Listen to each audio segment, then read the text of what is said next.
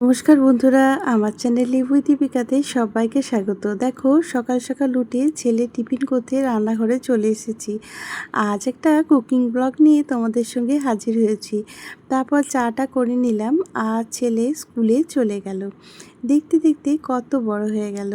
তারপর এদিকে সোনা গোপাল ঠাকুরকে কোলে নিচ্ছে। গোপাল ভাইকে কোলে নিয়ে কত কথা বলছে। আর শাশুড়িমা পুজো করে নিলেন। তারপরে সোনা দুষ্টু স্কুল চলে গেল। এইদিকে আমি আজ দই ভাত মেখেছিলাম, সেটা রেসিপি অবশ্যই তোমাদেরকে দেব। তারপর সবাই মিলে খেয়ে নিলাম। এদিকে আমি লাউ শুক্তো বানাবো, তার জন্য লাউ কেটে নিচ্ছি। দেখো, লাউ কাটা হয়ে গেছে। এরপর আর আমি শুশুনি শাক রান্না করব, যেটা শর্ট ভিডিওতে তোমাদের সঙ্গে শেয়ার করব।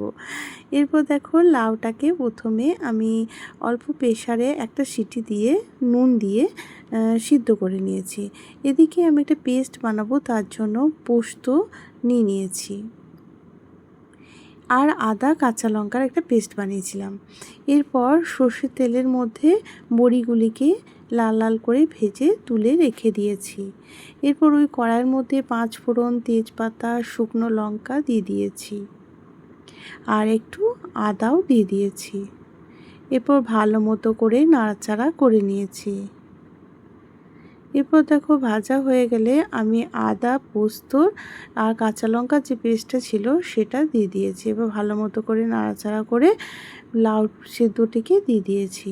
এরপর লাউ দেওয়ার পর ভালো মতো করে কষিয়ে নিয়েছি। কষানো হয়ে গেলে পরিমাণ মতো নুন দিয়ে দিয়েছি আর দিয়ে দিয়েছি অল্প চিনি। এরপর ভালো মতো করে নাড়াচাড়া করে নিয়েছি। লাউ শুক্তোতে কিন্তু উচ্ছে ব্যবহার হয় না, তোমরা চাইলে করতে পারো। এরপর দুধের মধ্যে অল্প আটা 1 চামচের মতো দিয়ে গুলে নিয়ে সেটাকে দিয়ে দিয়েছি। তাহলে বেশ মাখো মাখো হয়। এরপর ওপর থেকে ভেজে রাখা বড়ি দিয়ে দিয়েছি। খেতে কিন্তু অসাধারণ হয়, একবার ট্রাই করে বাড়িতে দেখো। আর শেষে 1 চামচের মতো ঘি দিয়ে দিয়েছি। এতটাই অপূর্ব লাগে, এটা দিয়েই সম্পূর্ণ ভাত খাওয়া হয়ে যায়। আর এদিকে আমি একটু টমেটোর আচার বানিয়েছিলাম, সেটা ছিল। আর এদিকে ভাত তো হচ্ছে। আর কলমি শাকের রেসিপি অবশ্যই শুশুনি শাকের রেসিপি তোমাদের সঙ্গে শর্ট ভিডিওতে শেয়ার করব। আর অন্যান্য খাবারও হয়েছিল, ডাল, আলু ভর্তা। এই যে কলমি শাক শুশুনি শাক রান্না হয়ে গেছে আর খেতে কিন্তু অপূর্ব হয়েছিল।